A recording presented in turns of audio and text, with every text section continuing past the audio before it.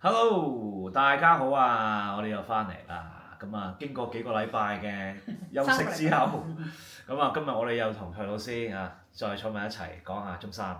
咁啊，講中三之前咧，我知道蔡老師星期六咧就去睇咗一個演唱會㗎係嘛？叫做演唱會啦，即係你請我嗰時就話中年好聲音㗎，你嚟睇啦咁。係啲人攞飛俾蔡老師請佢去睇嘅。其實我就真係唔知，我未聽過佢唱。佢係前兩屆係咪？佢係第一屆嘅。哦。第一屆嘅，咁啊點解講下佢？因為佢同我哋中年好聲音呢個主題有啲關係嘅。嚇。咁佢起碼叫好似六強，final six 啊，好似記得係。咁啊因為佢嗰個 news 比較多啲啊，即係之後話佢嗰啲私人嘢啊咁。同埋即係啦，即係比較多啲，所以個話題性咧就有啲話題性嘅。咁於是乎今次咧就先年一個餐館就出錢，咁同蕭氏集團合作，咁啊叫佢過嚟開咗兩場，咁一場喺 Chatswood 一場喺 Hurstville。咁啊蔡老師係睇 Hurstville 嗰場係嘛？係嘅。哦，咁點睇啊？O 唔 OK 啊？同個場幾 matching。哇！你呢句嘢係個場真係你叫人比較渣。你叫人諗得好多嘢諗㗎喎。蔡老師其實講得好含蓄嘅，佢話個同嗰個場係差唔多，即係因為個場咧就唔係話好高大，係好靚嘅場嚟嘅，即係好普通嘅場。咁啊龍庭嘅表現咧，我咧就冇睇蔡老師嗰場嘅，不過咧我睇咗少少片段嘅。嗰隊 band 樂隊放出嚟嘅，咁好唔好啊？咁叫做唱到咯。即係你有啲聲，咁啊有啲經驗，但係成個發聲方法咧就比較堂會嗰種感覺。堂會即係比較業餘啲係咪啊？即係唔似我哋見慣啲舞台歌手嗰種感覺。咁佢唔係專業歌手嚟㗎嘛？蔡老師講咧就客觀啲，因為佢第一次睇，佢之前都唔知道龍庭呢個歌手嘅，咁佢就同我講話其實就真係麻麻地嘅啫。不過 anyway 唔好理佢，即係佢咧嚟咗之後，我哋講佢咧係因為點解咧？我引一樣嘢嘅啫，因為咧我哋 Sydney 有一個 local 本地嘅歌手叫做朱艷婷小姐啦，咁喺5月10號啦就會喺 Town Hall 舉辦一個個人嘅紀念鄧麗君小姐30週年嘅演唱會嘅。咁大家嘅主題咧同阿龍庭哥差唔多，不過唱歌咧就真係一個天一個地啦。嗰個係專業。嗰個咧朱艷婷小姐咧就係真係專業，真係專業嘅。我哋 Sydney 可能係女星而家喺即係點講啊？即係當打現役嘅最強嘅女星嚟㗎啦，係咪應該係？蔡老師係嘛？你專業嘅以你咁資深嘅肯定係啦，唔係我都唔會去幫佢啊。冇錯啦，咁跟住個話題即係蔡老師咧都會真係好大面子，即係友情客串幫朱艷萍做呢個演唱會嘅和音，係啦。咁除咗佢自己之外咧，佢都帶咗兩位年後生嘅，都係好叻嘅，係啦，歌手一齊參與呢個演唱會嘅。咁小弟咧就係呢個演唱會嘅總導演嚟嘅。即係啲嘢都係我編排嘅，咁同埋幫之前點解有3集冇錄咧？就係因為佢啲嘢太忙啦，所以就冇時間剪片。咁而家咧就7八八啦，就可以而家就做翻啦咁樣嘅，係啦。好啦，咁戰況激烈。戰況係啦，講翻我哋中三啦嚇。好啦，咁今集咧，蔡老師咁我睇咗2個。好嘅固然好啦，係咪啊？差嘅就固然係都有進步嘅。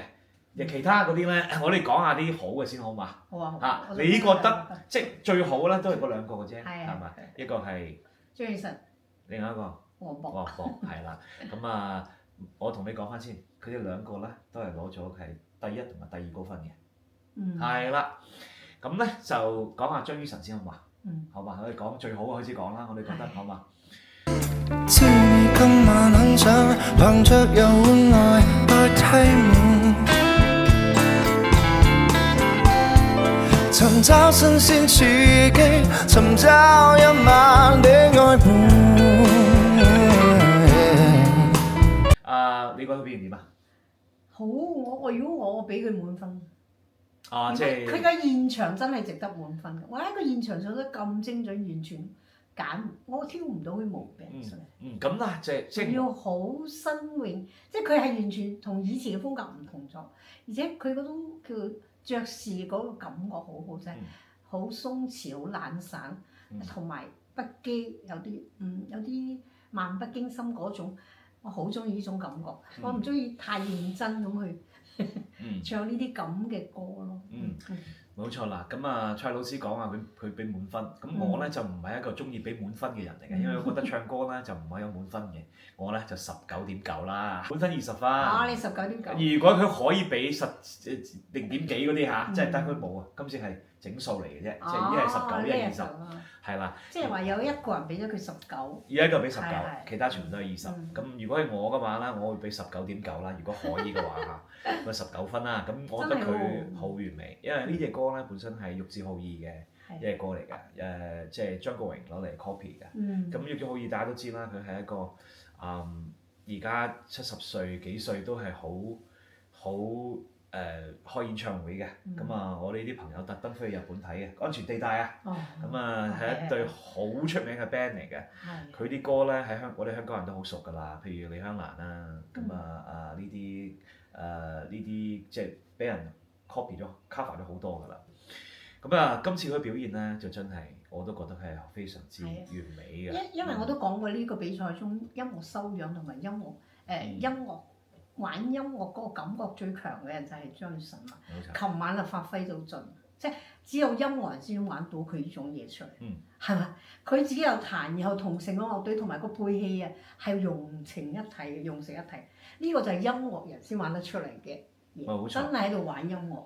蔡老師完全係專業性咁樣睇，我覺得完全係冇錯嘅。佢係一個集大成嘅人啊，即係所有嘢佢本身嘅質素同埋佢對音樂理解，佢同其他選手係唔同。因為點解？因為佢係識編曲、識作曲、識得玩 keyboard， 識得玩吉他各種類型嘅樂器都識嘅。即係個音樂認知好全面嘅，所以佢個表現咧，即係再加埋佢對，因為佢本身我覺得。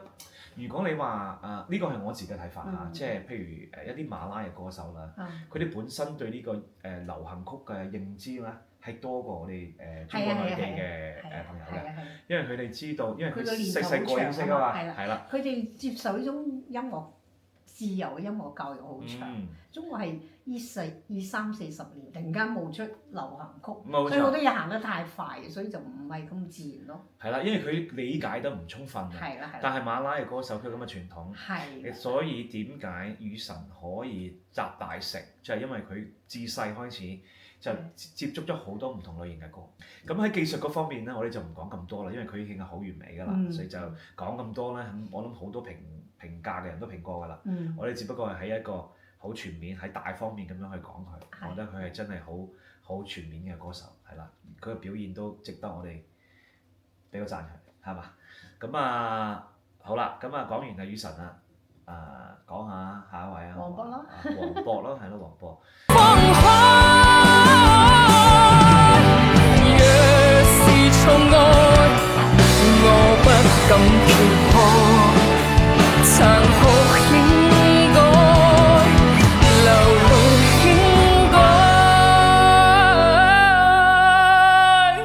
佢黃渤咧，今次揀咗隻歌就飛飛，你有冇聽過啊？飛飛啊！我今次聽咯。你今次第一次聽飛飛啊？好似以前聽過，冇咩大印象。係，你覺得點啊？唱得即係佢一如既往，佢把聲出嚟係永遠係好聽嘅，即係佢唔理佢漲到幾大嗰時咧，佢都唔自然，唔會硬嘅。即係佢聲音表現係好好，永遠都好，但係情緒嗰度咧就稍稍漲咗啲啲，即係誇張咗少少。即係嗰啲高潮段，佢好想表現嗰時咧就刻意咗啦。咁佢順住上就好啦，佢嗰度好想表現。所有人做嘢就係唔可以過分刻意，要做啲咩出嚟嗰時咧，就會多咗啦。冇錯啦。我覺得佢多咗少少。蔡老師講得好啱啦。佢咧就真係佢係咩咧？即係講下好嗰方面先啦。我覺得黃渤咧就佢個自信咧就強咗好多。咁佢同佢之前參賽嘅時候嗰種狀態啊，係兩個人啊，即係直頭係兩個人嚟嘅。佢之前係有少少點講啊，有少少即係我係 nobody， 我完全唔係一個即係冇人識我嘅，我有少少擔心，少少驚咁啊！一開始嘅時候咧，可能即係唱得唔夠放啊，即係好多人話佢，喂，你點解咁縮埋？而家好放，而家咧佢就因為 TVB 俾咗信心佢，因為觀眾都俾咗信心佢啊嘛，即係你肯定係得㗎，你肯定係得嘅。反而咁嘅情況咧，令到佢咧，哇！佢完全放低晒，我忘記自己，我嚟。但係呢個時候咧，你要把握嗰個分寸啦，係啦個分寸啦。佢今次咧就係副歌嗰度咧有少少 over，係嘛？而且佢呢個歌路冇咩大驚喜。即係佢嘅意思就係話佢啲差唔多 style，係啦，即係之前都係咁樣，慢慢一層層上到高潮好大聲咁，前面就細細聲咁，慢慢上，差唔多咯，都係啲速度都係咁上下。但係佢係呢一類型嘅歌手，但係張雨晨就俾我驚喜咯。即係佢喺嗰個多樣化嗰方面咧，雨神係好好多嘅。佢仲要多樣得嚟，樣樣都好好。係啦，呢個就呢個唔可以比較嘅，我覺得，因為大家嗰個即係個背景都唔同。如果我係 TVB，我一定揀張雨晨，因為好好用啊呢個歌手。咁啊，頭先我哋錄之前同阿蔡老師講啦，我哋大膽啲啦，我哋呢一集大膽啲貼啦，不如貼冠軍啦，好唔好？嗱，1、2、3講啦，1、2、3，張雨晨啦。如果貼嘅話，一定係佢噶啦。如果你話如果你俾黃渤啦，我哋就覺得亞軍都幾好啊。亞軍啦，係啦，亞軍啦，幾好。都唔係我哋講嘅話，不是我們說了算。咩係啦，即係，但係個問題係，我哋都可以有權咁樣分析下啊嘛，係啦，即係我哋大膽即係幫 TVB 宣傳推測下啦，咁啊雨神啦，咁啊冠軍啦，亞就係黃渤啦，好嘛？但係其實就黃渤咧就蔡老師頭先講嗰樣嘢都啱，因為佢可能即係單一啲咯，佢嗰個風格。係真係單一種。呢個冇辦法，因為佢嘗試過唱2次係嘗試快歌嘅，都唔得。但係我覺得咧好嘅，但係咧係唔係即係同佢熟悉嘅嗰條路咧，係始終係有啲分別嘅，係嘛？即係始終佢唱呢一類型係好好多嘅，因為佢有樣嘢嚟。重點係佢上次已經最好嗰首出咗嚟啊嘛，即係林憶蓮嗰首。咁後邊咧你又相似，但係又跨越唔到前邊咧，咁我哋就會覺得唔夠驚喜。最好係林憶蓮嗰首咯，反而。我覺得係。但係好多人話佢係我歌故我在喎。哦。嗰首更好啦，即係我開始留意，我開始點評嗰時係唔關事噶嘛。冇錯，即係好多人話佢個表現咧，嗰個最 top 嗰個。咁係，佢第一首真係唱得好好。係。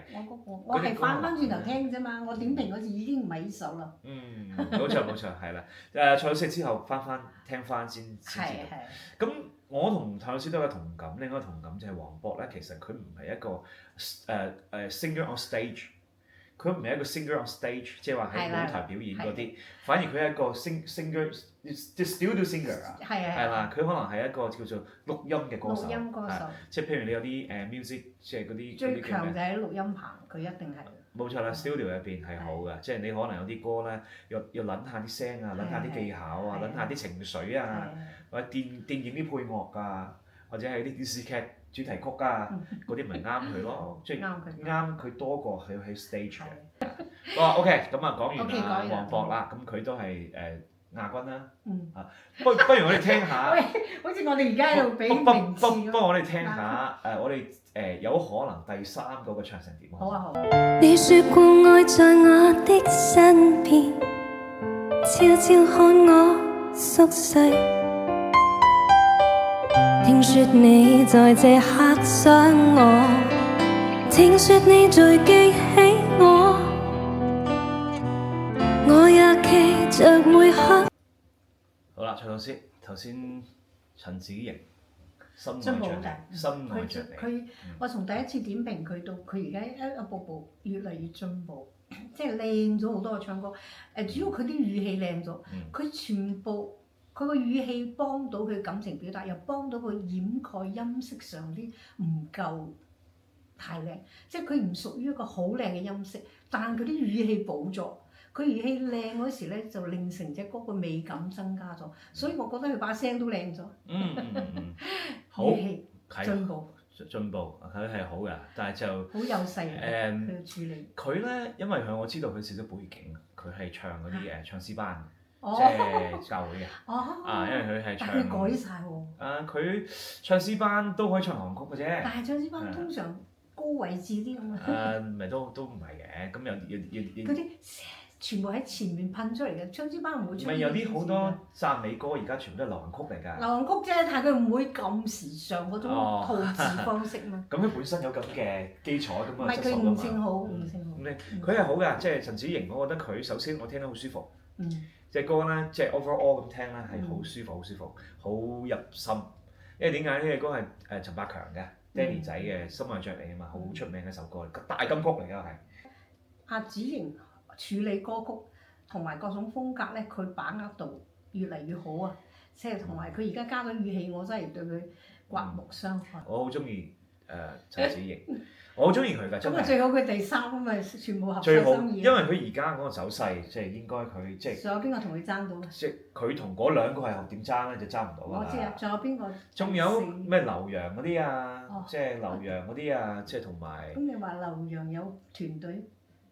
咁啊，我懷疑啫，我懷疑啫。咁你睇下個結果出嚟點啦，係咪？你睇下個結果出嚟如何先啦，好嘛？咁啊 OK， 聽完阿子瑩啦，我哋就即刻。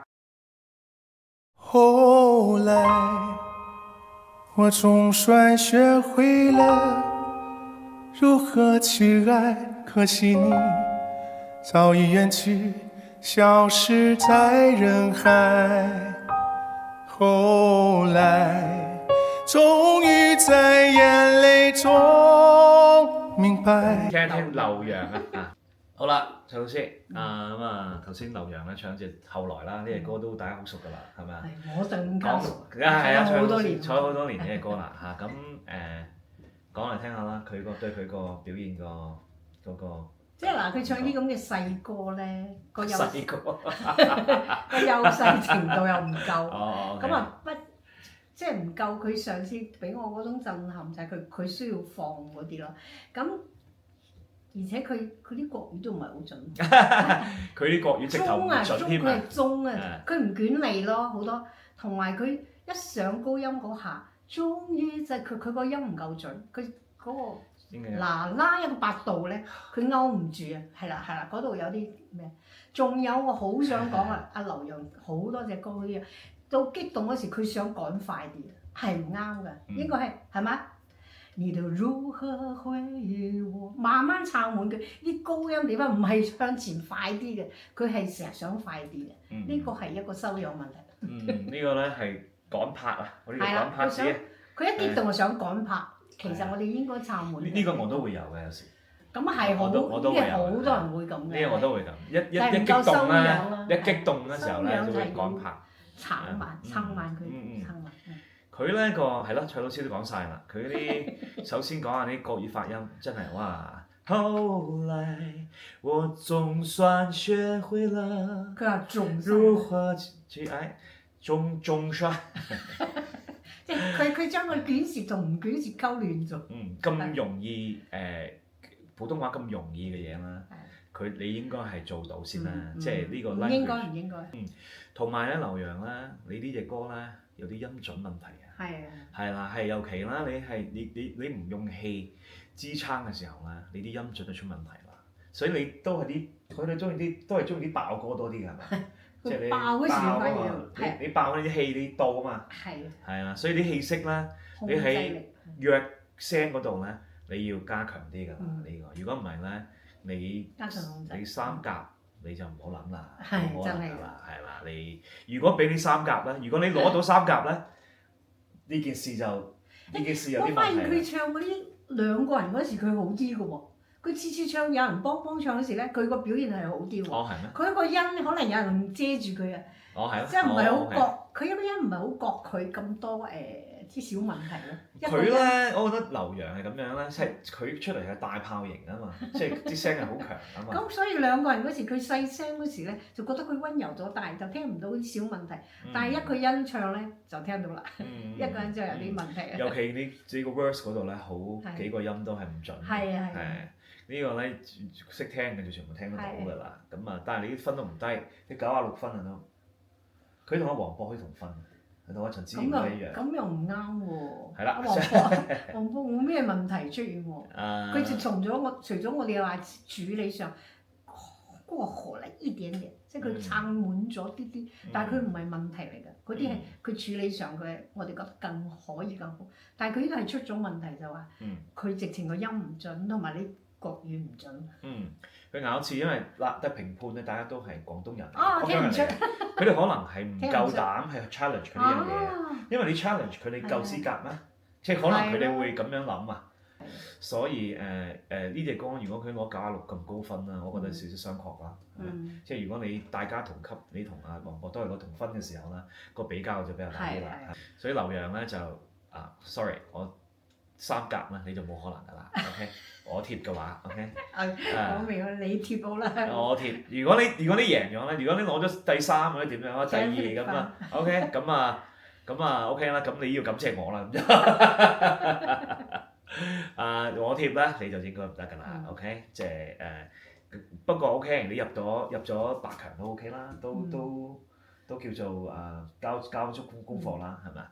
好啦，咁再聽多個好嘛？聽個呢個叫做鄭俊仁好嘛？可不可不要就叫歸家？可不可不説話似空啞巴？憂鬱給我好嗎？灰色給我好嗎？今夜抱擁是我嗎？好啦，蔡老師，聽完佢黃正個表現點睇啊？前面嗰幾句我幾中意喎，佢把聲一放出嚟係空咗好多。以前我成日話佢啲聲緊啊嘛，即係有啲熱啊。咁佢呢度放開咗幾好，但係佢一入節奏時偶然流露咗一兩句咧，又係佢嗰種好熱嘅聲。做整體嚟講咧，就係好過以前。佢嗰個聲即係蔡老師意思，即係佢用喉嚨太多啊。逼得太多啊！即係啲聲比較尖啲同埋咩啲緊啲。不過今日咧，其實我覺得重點唔係佢啲聲咧其實都算係咁。呢隻歌好難唱，即係佢係一啲字好密嘅。佢係節奏感好強嘅一個人，即係佢啲我哋又話佢啲律動係好好。佢同啲 band 咧夾得好好嘅。佢節奏感好好。係好好嘅，佢係啱啱個 beat 係好準嘅。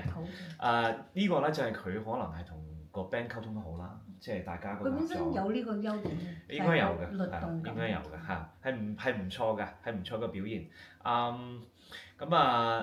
但係咧就都有少少問題嘅，即係唔穩定嘅係嘛？都有少少唔穩定。個聲音控制唔夠穩定。不過呢個咧就算佢啦，因為咁難嘅歌嗬。即係如果你話佢，我覺得今次咧同啲對 band 咧合作啦。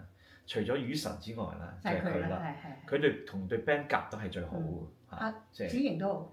子瑩都唔錯，係啦，即係佢哋都即係可能係同對樂隊啦，嗰個磨合咧，同埋佢做得好好。佢本身個聽覺對節奏嗰個係敏鋭啲，啲人就會我哋話踩準嗰啲拍子，踩得中嗰啲律動。冇錯啦，喺呢一方面咧，佢就做得明顯好過劉洋。劉洋嗰時候話佢搶拍就係唔好咯，就係呢個感覺。佢急啊，係啦，快啊，趕啊！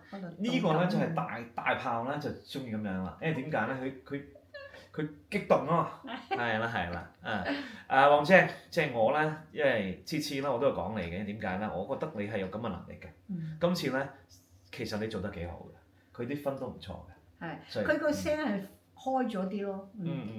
我希望你咧就而家已經 secure 咗8強啦，你冇問題啦。都幾好啊！向前啦，你起碼我諗4啊，爭4啊！你如果衝到3咧，就你請我食飯啦，不如好啊！你衝到3請我食飯啦，好唔好？要請啊 Larry。係啦，你我次次都講你嘅，同埋我對你嘅評價都好高嘅。其實雖然你啲瑕疵，我都堅持咁樣，即係喺度評你。我覺得你叫做少少偏好啦，心頭好，少少偏好啦，即係你嗰個高音啦，係真係實在係令我佩服，係啦，好好，同埋你對今次咧，我對你嘅拍子咧，要有一個重新嘅認識，咁難歌同你樂隊去嗰啲 band 可以夾得咁好，非常之好，係啦，多謝你嘅表現啊嚇，希望你可以望4衝3啊，好嘛，加油！好啦，我哋今日就點評咗幾位我哋兩個都認為係值得講係啦值得講嘅歌手。